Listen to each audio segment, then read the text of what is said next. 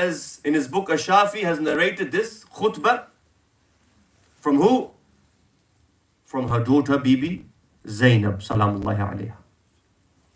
Who are the authors, or who are the narrators, rather, of this sermon? Bibi Zainab is one of the main narrators of this khutbah. Zayd al-Shaheed, who is the son of Imam Zayn al-Abidin alayhi salam. He has heard it from his father, who heard it from his father, who used to narrate it from his mother. In fact, the sermon has also been narrated by one of the wives of the Prophet, al-Mu'mineen, daughter of the first caliph. That when Lady Fatima went to the masjid, this is what she said. Even she is one of the narrators of this sermon. Did you know that? Khutbah of Fatima, narrated by daughter of the first caliph. And so for this reason, Ibn Hajar, the famous Sunni Muhaddis Ibn Hajar, in his kitab As-Sawa'iq, makes a mention of this sermon. Ibn Abil Hadid al-Mu'tazili, the Mu'tazili Sunni alim, who's written a commentary of Nahjul Balagha, the classical piece of work. He narrates this from another book called Kitab al-Saqifa, a Sunni book, a Sunni alim, and his book. And we have many sources from our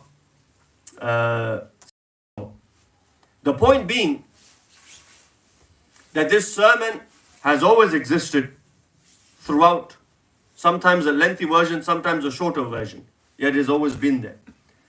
A person once asked Zayd ibn Imam Sajjad, known as Zayd al-Shaheed. They said, "Oh Zayd, some people say this sermon that you guys recite," as in referring to the Shia, this sermon of Bibi Fatima, it was made up by someone. And his name was Abil Aina. It was a man. He made up this sermon. You know what Zayd says? He says, "By God, I heard this sermon from my father, Imam Sajjad, who heard this sermon from his father, Imam al-Hussein alayhi salam, who heard it from the seniors of Banu Hashim and Ali Abi Talib. And they used to learn this khutbah and teach it to their children even before the granddad of this Abil Aina was born." You talk about Abil Aina. Even before his grandfather was born, we used to learn and teach this amongst the members of Bani Hashim and Ali Abi Talib. Learn it. There's a message in this. Learn it and pass it on to your children. Pass it on to your kids. Like you learn Quran, like you learn Hadith. Teach them points of this khutbah. It was amongst the customs of Bani Hashim, of the children of Abu Talib alayhi salatu wasalam. And so, number one, the khutbah. Number two, where was the sermon given? Masjidun Nabawi. Out of all places, why did the Lady of Light choose the masjid?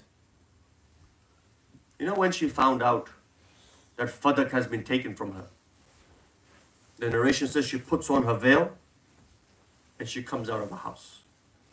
You know how she comes out of her house? She doesn't just walk out. She's surrounded by the women of Bani Hashim. She's in the middle, surrounded by the women of Bani Hashim. Those women are then surrounded by the maids and the servants that used to work in the houses of Bani Hashim. So the Fatima is in the middle. And she makes her way to the masjid. As she enters the masjid, because it is the daughter of the Prophet, as a respect to her, a curtain is drawn. So she's on this side of the curtain, and the Muslims are on the other side. There's a clear barrier. A curtain is drawn. And then everyone becomes silent, for the daughter of Muhammad is to speak. It is said when she walked to the masjid, it was as if Rasulullah is walking.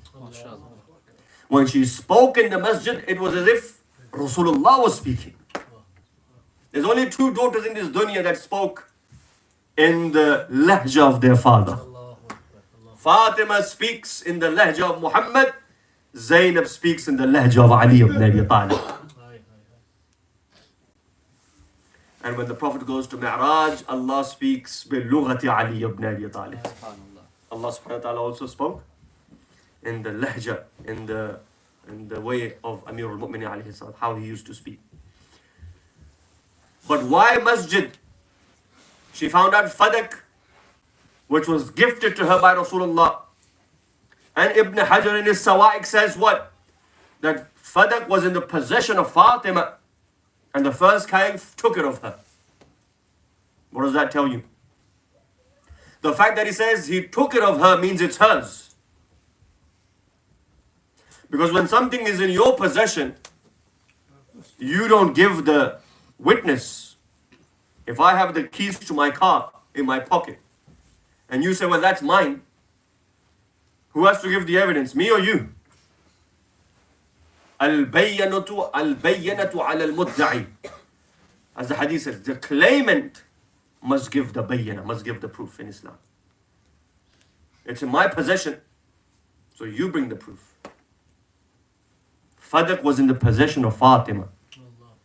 Yet the Muslims knew the hadith, yet they asked Fatima, you go and bring the witnesses. Yet the irony is, when the first caliph ascends the throne, he says, Rasulullah is no more. I am the caliph. And if the Messenger of Allah made any one of you a promise or a will, I shall fulfill that wasiyah. Because I am his wasi. So the wasi fulfills the wasiyah. A person by the name of Jabir stood up. Some say it was Jabir ibn Abdullah. Some say it was another Jabir. Anyway, Jabir stands up and he says, "O Khalifa, Rasulullah promised me this." What did he promise you? The war booty, the ghanima that the Muslims would gain. How much did he promise you? This much, whatever that was. He says to them, go and give Jabir his haqq. And this should move you. Jabir says, I should have this. He gives it. But when Fatima says it's mine, he says, go and bring witnesses. Allahu Akbar.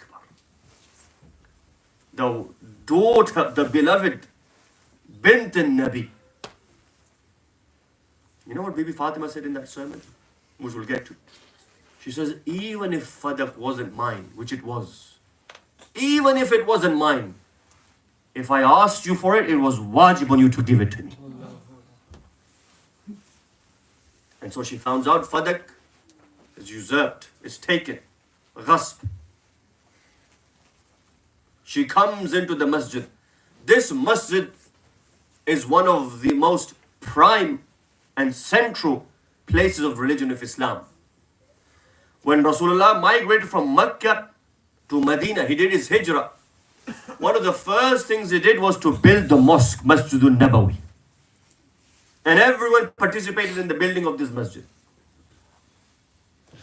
It is said that when everyone would lift one brick, and by brick we mean huge stones, not like a small brick. When everyone would lift this one huge block, Ammar would lift two. Ammar bin Yasir. You with me? And Rasulullah saw that. You know what the hadith says? When he was building this masjid, Rasulullah came up and with his own hands, he started to clean his face of the dirt and the sand and that he was covered in because of his hard work, to show his love for him. And then he said that famous statement, سَتَقْتُلُكَ فِئَةَ الْبَاغِيَةِ. O Ammar, you will be killed by the rebellious lot. فِئَةُ الْبَاغِيَةِ. The rebellious one, those who will rebel against Islam, you will be killed by them. And so everyone had their eyes on Ammar. And that's why in Siffin, when they killed Ammar, they disputed amongst one another. No, it wasn't us. It was you. He said, no, it wasn't you. It wasn't us. It was you. Because they knew the word of the Prophet, according to that word, we're doomed. Oh, Ammar, that fi'ah, that party which is rebellious has gone against Allah and the religion will kill you. In other words, those who are hell-bound will kill you. Ammar, along with Amir al-Mu'mineen and other companions, built this masjid. Now the question is, if Bibi wanted to speak with the first caliph, she could have knocked on his door. Fadak is mine. She could have spoken with him at his door. She chooses the prime location of the religion of Islam, the center of Islam, in Medina, which was the busiest, filled with Muhajirun and Ansar. Why? Because she wanted to expose her enemies for not just the Muhajirun and Ansar, for an eternity to come. You with me? Forever and ever. Because if she had done it in a street or behind closed doors or just at his door, it would have vanished throughout the course of history. That's like saying Rasulullah should have announced Ghadir inside his house. Rasulullah gathers the majma. Why? Because Ali was not just for that people at that time. Ali was for all people of all of time. Because when a message is important, the place in which that message is to be delivered becomes even more important. It must reach the masses. And that's why Rasulullah would say, what? I deliver to you Ali. Those who have heard it and seen it, go and pass on the message when you go back home to your towns and your cities. What is the message? Man kuntu mawla, fahadha aliyun mawla. This is the reason Sayyida Salamullahi alayha enters the Masjidun Nabawi. You know what the hadith says? She sighs when she sees the Muhajirun and the Ansar. And just that sigh, that breath that she takes, brings tears to the eyes of the Muhajirun and the Ansar. Because that sigh was a sigh of grief and sadness. What has happened? There's only been a few days. And she begins this eloquent sermon. Let me ask you the question. If somebody stole your car, or took a piece of your land, like somebody did with Lady Fatima, or somebody took your money, or betrayed you in business, and you were brought face to face with that person, what would you say? You would probably say things, you and I would say things that we would later regret. Yes or no? Most of us would, because emotions would take over. Yet Fatima comes face to face with the one who has wronged her. Yet there is no abuse or foul language in her sermon. Her words are precise, deep, controlled, to the point. And her sermon is not based on emotions. Her sermon is based on Islam and Quran. Allahu Akbar. Her sermon, where does she begin? The sermon is lengthy. I don't have time to go through all of it. But just look at the fragments, the segments of the sermon. She begins with Tawheed. The first thing she says, Alhamdulillah ala ma an'am. Wa lahu shukr ala ma alham. She thanks Allah subhanahu wa ta'ala for what Allah has given to her as a bounty, as ni'mah. She praises Him, وَلَهُ الشُّكْرِ. She begins it with hamd and follows it up with shukr. Where do you find such iman? Only in the house of Fatima. When Fatima is wrong, the first thing she says, Alhamdulillah. When Zainab is wrong, the first thing she says, وَمَا رَأَيْتُ إِلَّا جَمِيلًا. Where do you find such iman?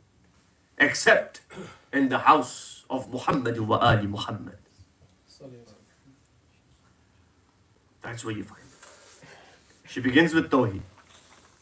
She moves straight on to Nabuwah. Look at this. You know, the ulama have called this sermon a miracle. Anyone who reads this sermon, ponders on this sermon, and I hope everyone has read it here. If you haven't, Make sure not another day goes by that you read it.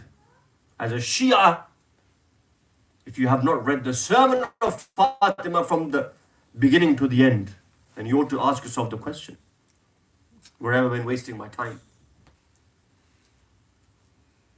From the beginning to the end, by God, this sermon guides. As the hadith says, Imam Hussein is the lantern of guidance. The ulama said this khutbah itself is the lantern of guidance. She begins with the praise of Allah subhanahu wa ta'ala. She moves on to Nabuwah. وَأَشْهَدُ أَنَّ أَبِي Muhammed abduhu wa rasuluh. Subhanallah. You know what she says? She says, I bear witness, my father is his abd and his messenger. Whereas you and I, we say we bear witness that Rasulullah, that Muhammad is abd. She says, my father. In them, do the people not know? They know. They're contemporaries, they live in the same time. Yet she wanted to remind them, who are you wronging? Who are you oppressing? By saying that, she wanted to reignite and bring him back to, they were dead, bring him back to life. Where are you going? This is Fatima. Who have you brought out here? Do you have any respect for the household of the Prophet? I bear witness that my father is his abd and his messenger. Does anyone have a father like mine? And she says, I bear witness that he was my father, not the father of any of you.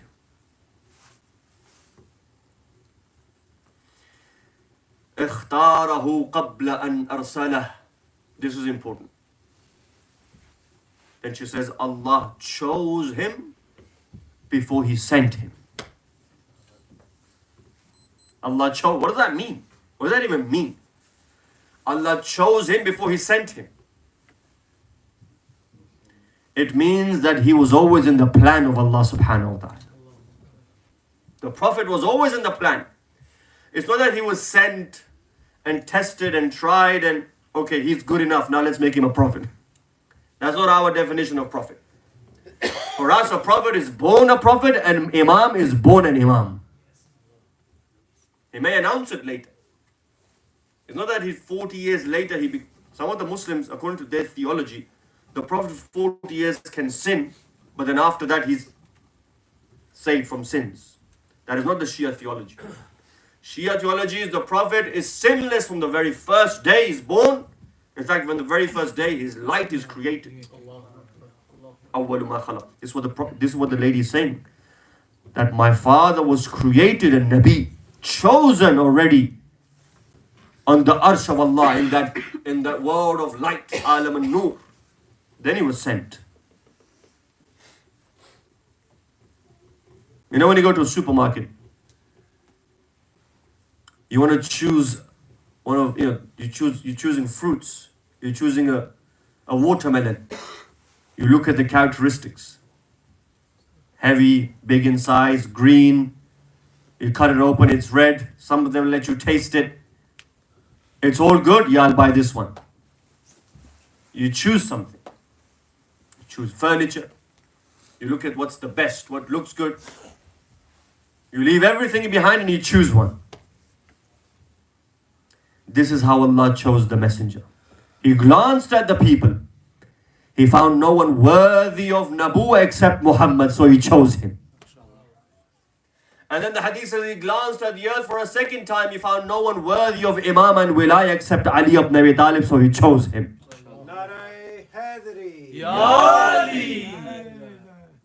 Oh Fatima, Rasulullah comes to Bibi Fatima. Oh Fatima, are you not pleased?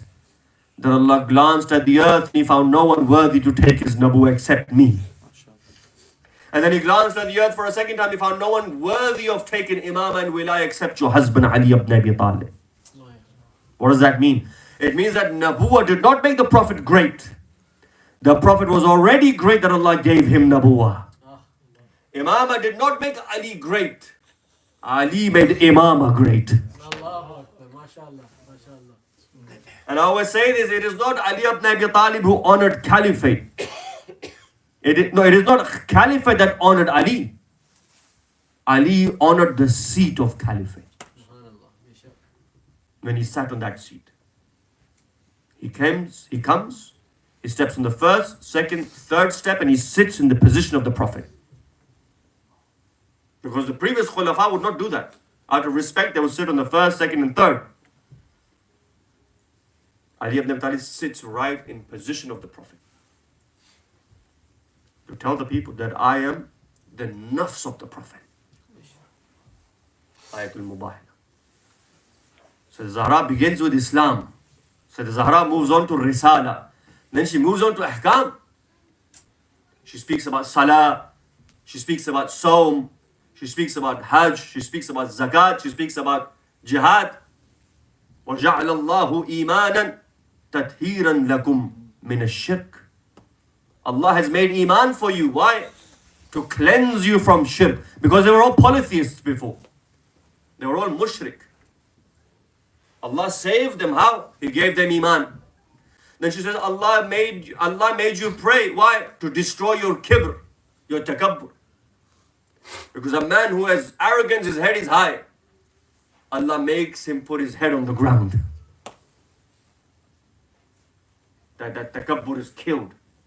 You're arrogant, your head is high, put it on the ground. So there is no arrogance in the man. Allah has made for you jihad as izzah for the deen. Allah has made for you zakat to purify the mal. Now my question is, if she's coming to speak for fadak, where is fadak in all of this? The khutbah is known as khutbatu fadaki. Where is fadak? And why is she talking about ahkam? What does that got to do with the taking of fadak? You know what she's trying to say? She says, Allah gave you iman, gave you prayers, gave you fasts, gave you hajj, gave you zakat.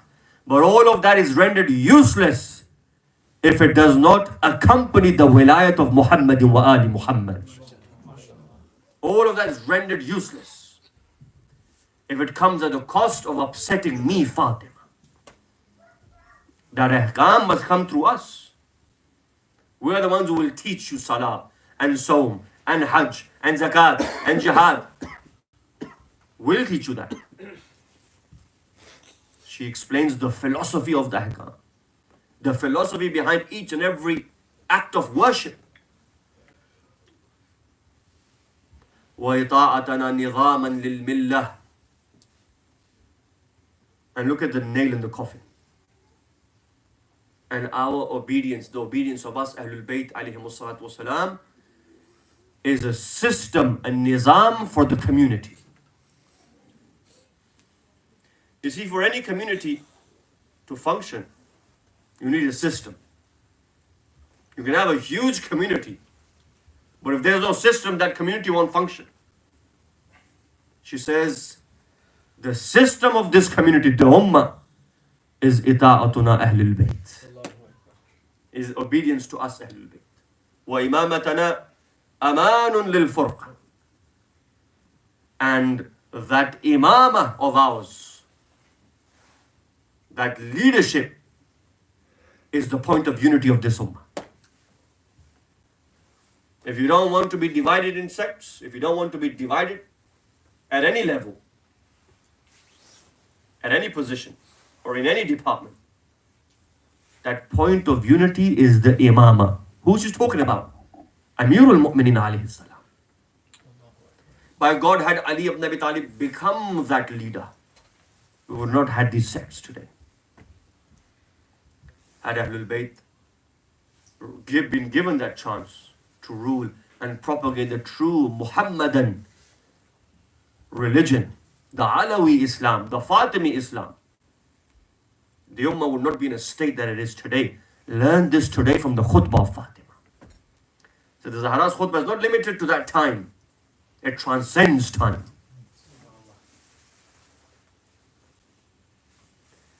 And then she moves forward. She begins where? Tawheed. moves to where? Nabuwat. Then Ahkam, and then Ali ibn Abi Talib. In other words, the khutbah of Fadakiyya contains within it all of the usul of the mazhab of Tashayyu. The sermon is not to be taken lightly. One must focus on the meanings, the commentary. What is the Lady of Light saying? Now imagine how Fatima defends Ali ibn Abi Talib. How the Lady of Light speaks out for Ali ibn Abi Talib. In front of the enemies of Ali, it is as if she's reciting the merits and the fada'il of Ali ibn Abi Talib. What does she say? وَقَذَفَ أَخَاهُ فِي لَهَوَاتِهَا. And whenever there was a fitna, have you forgotten? Whenever there was a fitna, whenever there was a war, whenever there was trouble, whenever the dragon would open its mouth, my father Rasulullah would throw his brother Ali into the mouth of the dragon to go and sort it out. Look at the ta'bir, look at the wording. In other words, what does that mean? It means, have you forgotten Badr, Uhud, Khandaq, Khaybar, Hunayn? When no one would come forward in the battle of Khandaq, Rasulullah would ask them, Man lahu? Who go and fight Nima? Amr ibn Wad. Companions sit still. One young warrior stands up and says, Ana lahu ya Rasulallah. Man huwa? Huwa Ali ibn Abi Talib. In the battle of Khaybar, when Rasulullah says, go and try. And they try. You know, Khaybar is not one castle, by the way. Khaybar was consisting of 7 castles. Imagine the castle of Edinburgh. Imagine 7 like this. And 2 of them were undefeated. Because one of them had Marhab, the other had his brother Haris. These were difficult. The other ones were not an issue. These 2, one was known as Qasr al-Na'im, the other as Qamus. They had different 7 names, you can find them in the books of history. Khaybar is the area, but different, and they were all connected underground through tunnels. In times of war, they could help. So it turns out Muslims were not the first one to dig tunnels. They had tunnels under the ground. They were well prepared. The Muslims surrounded them. They locked themselves in. And some days had gone by, more than a month. They could not take Na'im and Qamus, which were 2 of the strongest forts of Khaybar. Rasulullah comes out. He says, لَأَعْطِيَنَّ رَايَةَ غَدًا رَجُلًا كَرَّارٍ وَغَيْرَ فَرَّارٍ. Tomorrow, you know the hadith.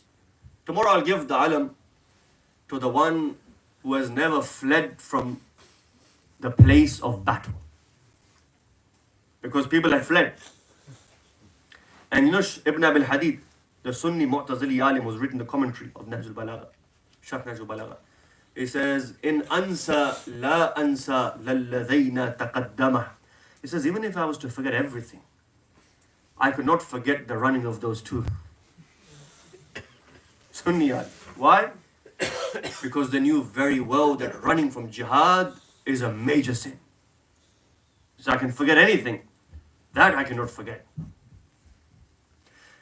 And yet, when the Messenger of Allah says, I'll give tomorrow the flag of war, which was a sign of victory, to the one who will return victorious, nobody for a second thought it would be Amirul Mu'minin. You know why? Because Ali ibn Abi Talib was unwell in that battle. He had an infection in the eye and he had covered his eye with a bandage. He couldn't see. It was hard for him to see just a few meters. Yet after saying that, straight away Rasulullah says, Ayna Ali ibn Abi Talib. MashaAllah. Where is my brother Ali? He says, Ali ibn Abi Talib is not well, Ya Rasulullah. He says, go and call Ali ibn Abi Talib. Amirul Mu'minin reaches Rasulullah. Rasulullah embraces him. he puts a bit of his saliva on the eyes of Ali ibn Abi Talib, that Ali says, from that day onwards until the day I left this world, I never felt any pain in my eyes ever again. This was amongst the miracles of the Prophet's body, that his saliva within it contains shifa. If the saliva of Muhammad contains shifa, then the turba of Hussein contains shifa. He cured him. Amir al-Mu'mineen takes the alam.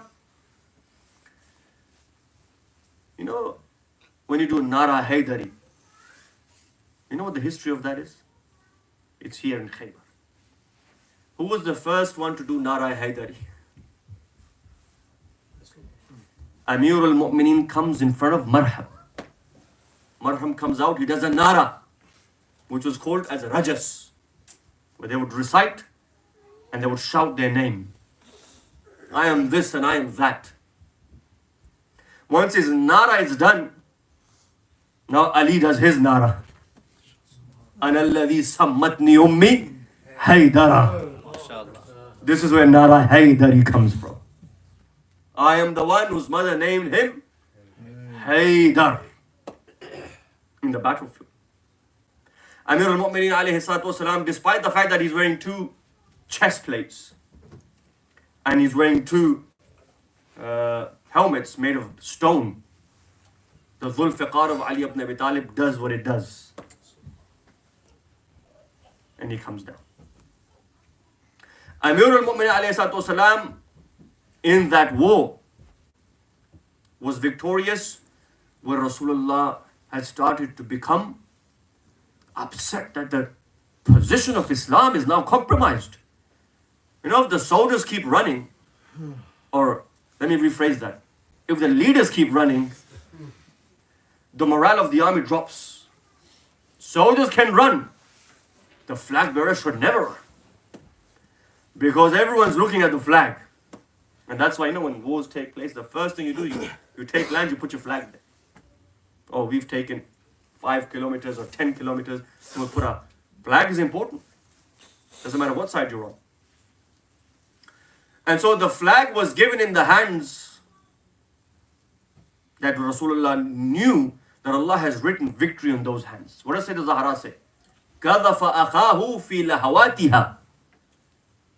The messenger of Allah, my father, would throw Ali in the mouth of the dragon to let him go and put out the fitna and fasad. Badr, Ali. Uhud, Ali. Khandaq, Ali. Khaybar, Ali. Hunayn, Ali. Zatu Salasil, Ali ibn Abi Talib, which Allah speaks about in Surah chapter 100 of the Holy Quran. وَالْعَادِيَاتِ ضَبْحًا فَالْمُرِيَاتِ قَدْحًا. Yani from the beginning of the life of the Prophet to the last day of the life of the Prophet, so the Zahra says, it was Ali ibn Abi Talib. You wanted luxury, you wanted to sit at home, you wanted to relax. Ali was the only one who never said what to Rasulullah? Ya Rasulullah, I can't do it. Ali was the only one who never said that. One day Rasulullah calls the first caliph. He says, go and take your sword. Go into the masjid. There's a man there. Go and fight him. He takes the sword. Ulama of Sunnah have written this. He comes to the masjid. He finds the man. He comes back. Ya Rasulullah, he's praying salah. He's in dua. MashaAllah, what a prayer he's praying. Rasulullah takes the sword and says, sit down. Calls the second one, you take, go and fight him. He goes into the masjid. He comes back. Ya Rasulullah, he's a man of worship. He's praying lengthy prayers. Rasulullah takes it of him and he gives it to Ali ibn Abi Talib now. Says, Ya Ali, you go and deal with him. By the time Amir al-Mu'mineen enters the masjid, he comes back. He says, Ya Rasulullah, he's gone. He wasn't there. Ali was the only one who never said, I can't do anything. You know what that man was? That man was the head of the Khawarij. And later on, he would become the teacher, the ustad of Abdul Rahman Muljam al-La'in, la'natullah alayh. The killer of Imam Ali alayhi salam. Had they killed him there and then, there would not be any Ibn Muljim.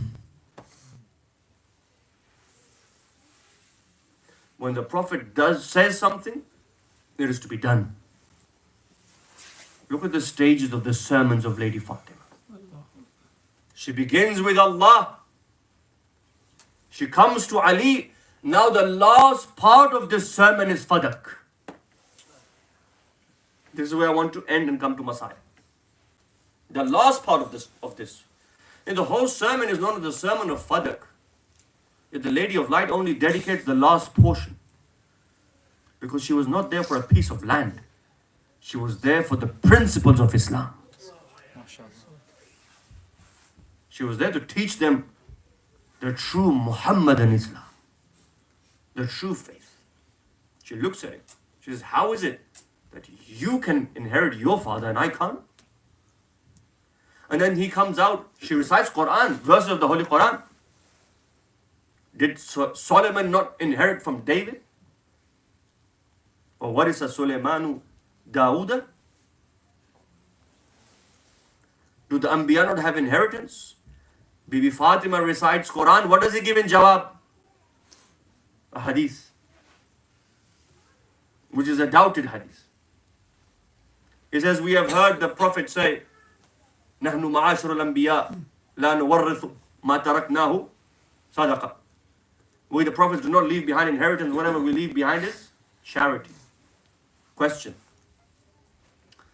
If this is a hadith, if it's true, then who does it concern? Fatima or the Caliph? Because if he was to leave inheritance, who would be the inheritor? Fatima. And if he is not to leave inheritance, who should he inform? Fatima or somebody else? And how is it if Fatima doesn't know about it? Who's the prime person who should know about it? Whereas somebody else knows about it. Number one. Number two, what about the verses of the Holy Quran which speak of the inheritance of the prophets? What about that? But then, some people have come forward today and said, no, that inheritance is not inheritance of the mal. That inheritance is inheritance of Nabuwah. If the Prophet's children, firstly, why cannot the children of Prophets inherit it? What have they done wrong? How is this fair that everyone else inherits, but the children of the Prophet are not to inherit? How is that fair? What have they done wrong? Number two, the Prophet himself inherited. Solomon, under this verse of the Holy Quran, if you read the tafasir of the Ahlul Sunnah, they've written that David, in one of the wars, in Ghanimat, got over 1,000 horses, which were inherited by Solomon. 1,000 horses.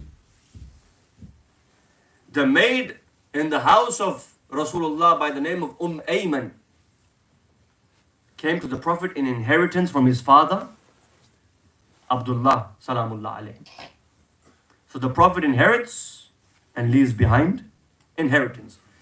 And leave all of that, that's my last point before Masahib, leave all of that aside. Forget about everything that I've just said. You know why we could never accept the point of view of the Caliph over that of Fatima? One simple reason, and this is the final nail in the coffin. For any Muslim who says, just accept it, just let it go. This is our answer to them. Forget about everything. Forget about arguments and evidences and proofs. One simple reason why we could never accept any other position except the position of Fatima. And that is, if we are to take any other position except that of Fatima, that would be equivalent to believing that wal ayadhu billah, Fatima lied. And that is a position that no Shia could ever take.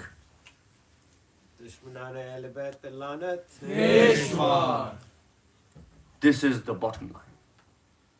Any other position except the position of Fatima would put Fatima in the wrong And that belief would be kufr. You know why? Because إِنَّمَا يُرِيدُ اللَّهُ لِيُذْهِبَ عَنْكُمُ الرِّجْسَ أَهْلَ الْبَيْتِ. Because that would contradict the ayah of the Holy Quran, which is unanimously agreed by both Muhaddiseen of the Sunnah wa Shia. That Fatima, the world can go wrong, Fatima could never go wrong.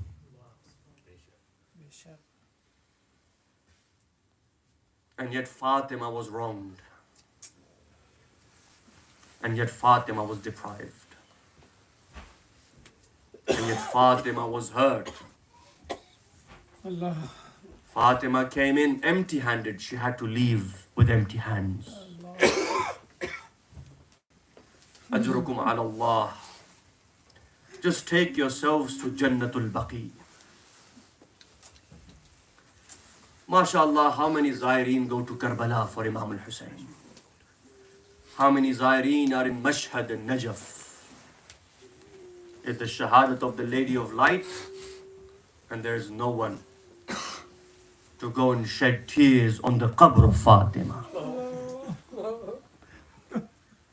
Isn't this shameful, O Muslims, that your Prophet left behind a beloved daughter like Fatima, and yet there is not a Muslim who could tell you with certainty where the qabr of Fatima is? Isn't it shameful that the Prophet leaves behind Fatima, who he called a treasure, who he called his soul, a part of himself? When you go to Medina, you say, Salamu alayka ya Rasulullah in the Rawzatul Nabi. Where is Fatima's grave? Who knows? Yet we turn our hearts to Jannatul Baqi. There is a broken grave there. And perhaps the broken grave will remind you of the broken ribs of Fatima.